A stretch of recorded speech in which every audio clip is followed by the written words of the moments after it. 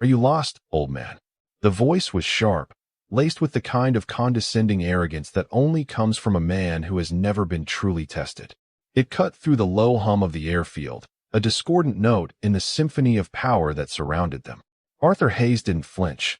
He just stood there, his back to the speaker, his gaze fixed on the machine parked on the hardstand.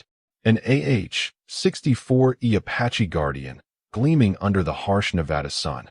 It was a predator at rest, all sharp angles and deadly potential. To most, it was a symbol of modern military might. To Arthur, it was an old friend he hadn't seen in a very long time. His worn, canvas jacket, faded from 1,000 washings, and his simple work trousers marked him as what he was, a part of the landscape, a groundskeeper who trimmed the grass along the runways and kept the peripheral areas tidy. His hands, gnarled with age and mapped with the fine lines of 1,000 small repairs, were resting loosely at his sides. I asked you a question. The voice was closer now. Arthur turned slowly. He saw a man who was his opposite in every conceivable way.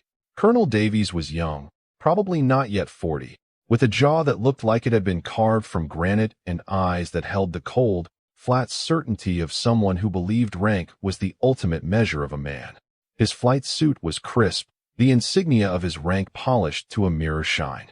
He was flanked by a handful of younger pilots, all smirking, all taking their cue from their commanding officer.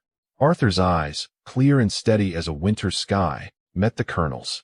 They held no fear, no anger, only a quiet, deep-seated patience that seemed to irritate the younger man even more. "No, Colonel," Arthur said, his voice a low rumble, weathered by time. "I'm not lost." Colonel Davies's lip curled. "Right.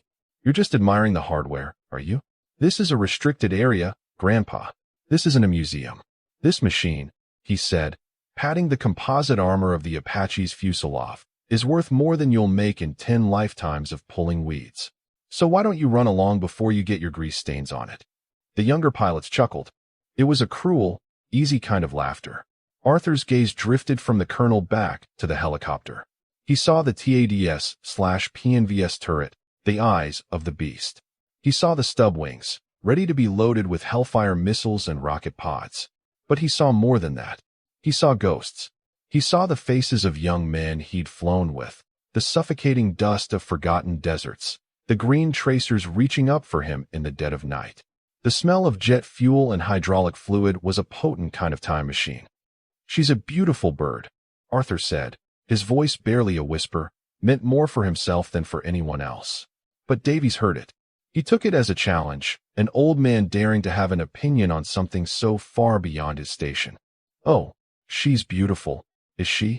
The colonel mocked, stepping directly in front of Arthur, forcing the old man to look at him.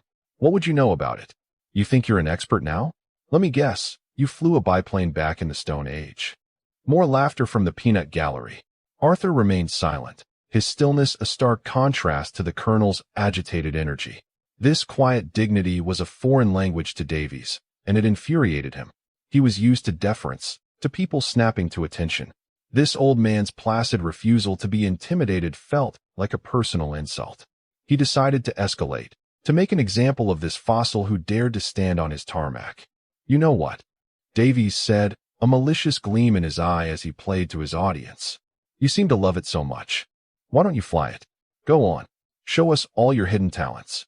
Hop in, Grandpa. Take her for a spin." The suggestion was so absurd, so utterly ridiculous, that the laughter from the other pilots became loud and unrestrained. The idea of this stooped, elderly groundskeeper, a man who looked like he'd have trouble climbing a flight of stairs, getting into the cockpit of a billion-dollar piece of advanced military technology, was the funniest thing they'd heard all year. They expected the old man to shuffle away, embarrassed and humiliated, his head bowed. They expected him to mumble an apology and retreat back to the world of lawnmowers and hedge trimmers where he belonged. Colonel Davies stood with his arms crossed, a smug, triumphant smirk plastered on his face. He had won. He had put the old man in his place. But Arthur didn't shuffle away.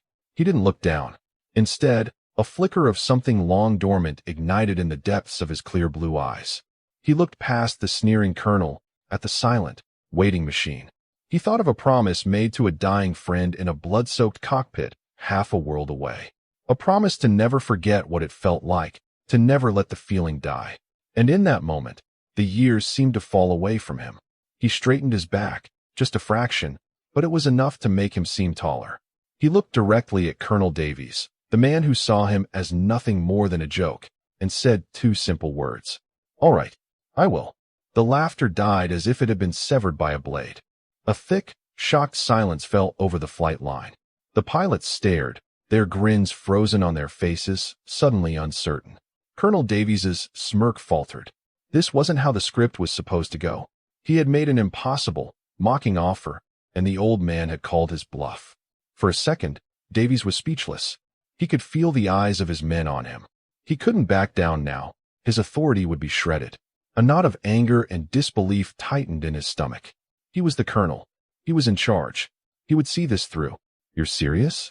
Davies sputtered, a nervous edge creeping into his voice. "You think this is a game?" Arthur's expression didn't change. "You gave an order, Colonel." The use of his rank was a subtle, sharp jab. Davies's face flushed a deep red. He was trapped by his own arrogance. "Fine," he snapped, turning to the bewildered ground crew chief who had been watching the scene unfold. "Sergeant, get this man a helmet. And prep this bird for flight." Now, the sergeant, a man with 20 years of experience, looked from the colonel to the old man and back again. "Sir, are you sure? There are regulations, authorizations. We can't just let a civilian." "Are you questioning my orders, Sergeant?" Davies barked, his authority reasserting itself through sheer volume. The sergeant's face hardened, but he knew a losing battle when he saw one. "No, sir." He turned and walked toward the supply locker, shaking his head in disbelief. This was career suicide for the colonel, and he was being made an accessory. Arthur began to walk toward the Apache, his steps steady and measured. Each footfall on the concrete was deliberate. As he got closer, the sensory details became overwhelming, pulling him back through time. The distinct scent of JP-8 fuel, an acrid perfume he'd known his entire adult life. The low electronic whine of the APU already running. The heat radiating off the black fuselage. He reached the side of the cockpit and placed a hand on the cool metal skin. He closed his eyes. Suddenly, he wasn't in Nevada anymore. He was in the Karangal Valley, Afghanistan, the Valley of Death. The air was thin and choked with dust. The rhythmic thump-thump-thump of his own rotors was a frantic heartbeat against the terrifying silence between firefights. He was 28 years old, callsign Ghost, and he was flying a different bird, an older model, a Cobra, but the soul was the same. Below him, a pinned-down platoon was about to be overrun. He could hear their desperate calls over the radio, the screams, the staccato burst of enemy fire. His co-pilot, a kid named Miller, just a boy, really, barely 22, was calling out targets.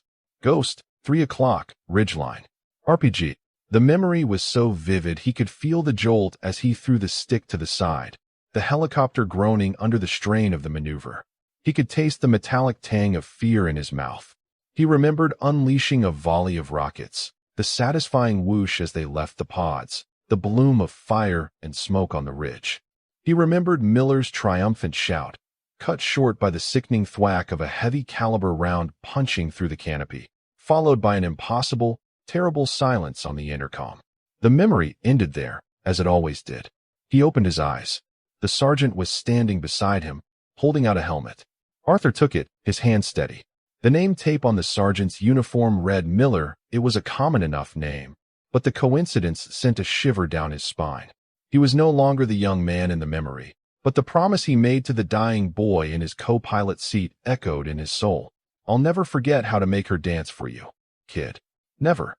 He put on the helmet. It felt familiar, comfortable. The ground crew, moving with a reluctant professionalism, strapped him into the pilot's seat. To them, it was a farce, a dangerous and stupid order from an arrogant colonel. But as Arthur's hands moved over the console, something shifted. There was no hesitation. His gnarled fingers, which had looked so clumsy just moments before, now moved with an eerie, innate grace. They danced across the array of buttons, switches, and multifunction displays. He didn't need to look. He knew where everything was. It was a language his body had never forgotten. Flip, click, toggle, touch. The pre-flight checklist. A complex sequence that took most pilots a solid 10 minutes to complete with a written guide was finished in less than 2. The ground crew chief watched through the canopy, his jaw slowly dropping open. He had never seen anyone, not even the most seasoned instructor, move with such fluid certainty. It wasn't just practiced, it was instinctual. It was like watching a master violinist pick up a Stradivarius after a long absence. Colonel Davies stood back with his arms crossed, his anger now mixed with a growing sense of unease. This wasn't going as planned. The old man wasn't fumbling. He wasn't looking confused. He looked at home. Inside the cockpit, Arthur felt the twin turbine engines spool up, the vibrations running through the frame and into his bones. It was a feeling he'd missed more than he could ever put into words. He gave a thumbs up to the ground crew. The sergeant, now looking thoroughly spooked, returned a hesitant signal. With a final check, Arthur gently eased the collective up. The massive rotor blades bit into the air, and the 7-ton war machine lifted off the ground. There was no wobble, no drift, no sign of an amateur's touch. The Apache rose 5 feet, hovered for a perfect, motionless second, and then ascended vertically with a surge of power that pressed Arthur back into his seat. The assembled crowd on the tarmac stared, their mouths agape. They had expected a joke, a clumsy, dangerous failure. What they were witnessing was a masterclass. Once clear of the flight line, Arthur didn't just fly. He performed. He put the Apache through a series of maneuvers that were the stuff of airshow legends and combat pilot nightmares. He executed a perfect wingover, a climbing, banking turn that bled off speed at its apex before diving back down. He followed it with a hammerhead stall, pushing the helicopter into a vertical climb until it ran out of airspeed, hovering for a breathtaking moment before pivoting on its tail and screaming back toward the earth, pulling out at the last possible second. The pilots on the ground were speechless.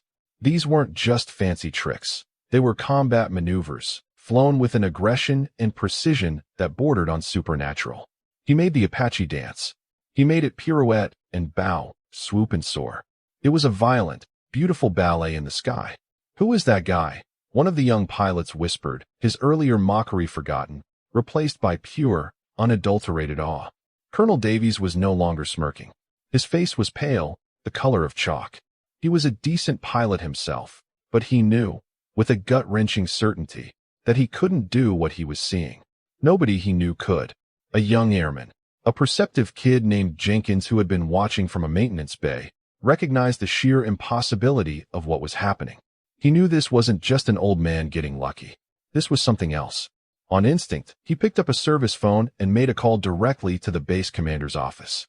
He didn't know what to say, so he just stammered. "Sir, you need to get down to the main flight line. Hangar 4. Something incredible is happening with the new Apache." Just as Arthur was guiding the helicopter into a low, high-speed pass down the runway, a black staff car with a 4-star flag on the fender came screeching to a halt on the edge of the tarmac. The back door flew open and out stepped General Miller, the base commander. He was a man in his late 60s, with a face that looked like a roadmap of every conflict from the last 40 years. He was known for his calm demeanor, but today his face was a thundercloud of fury. He had received a frantic call about a civilian flying his most advanced piece of hardware and had come to personally crucify the officer responsible.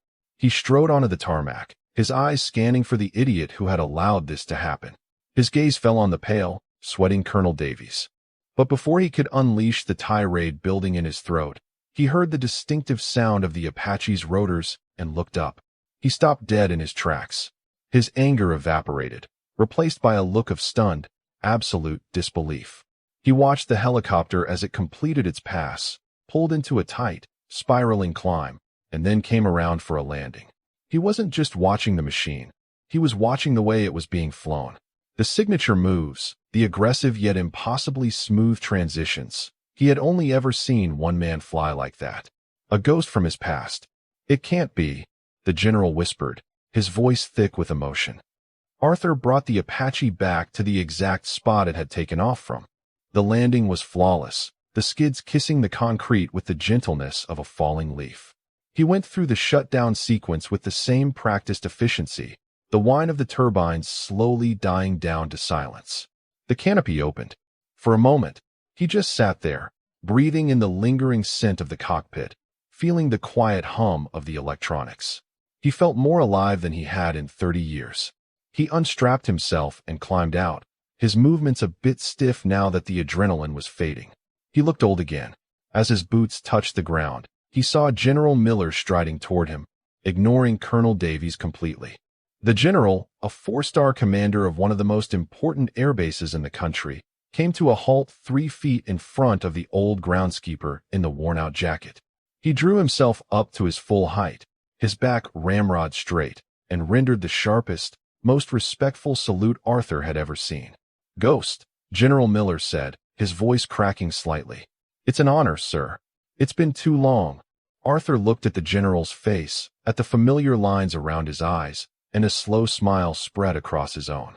He raised a hand and returned the salute, a little slower, a little less sharp, but with just as much meaning. "It's good to see you too, Miller," he said. "You've done well for yourself, kid." The general dropped his salute, a wide grin breaking across his weathered face. He turned to the utterly bewildered and terrified Colonel Davies, his expression instantly hardening back into one of cold fury.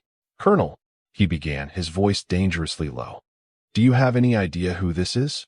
Do you have any concept of the magnitude of your idiocy?" Davies could only stammer, "Sir, he's a groundskeeper. It was a joke, sir, a joke." General Miller's voice rose to a roar that echoed across the flight line. "You see a groundskeeper. I see Chief Warrant Officer 5 Arthur Ghost Hayes, the single most decorated rotary wing pilot in the history of this nation's armed forces.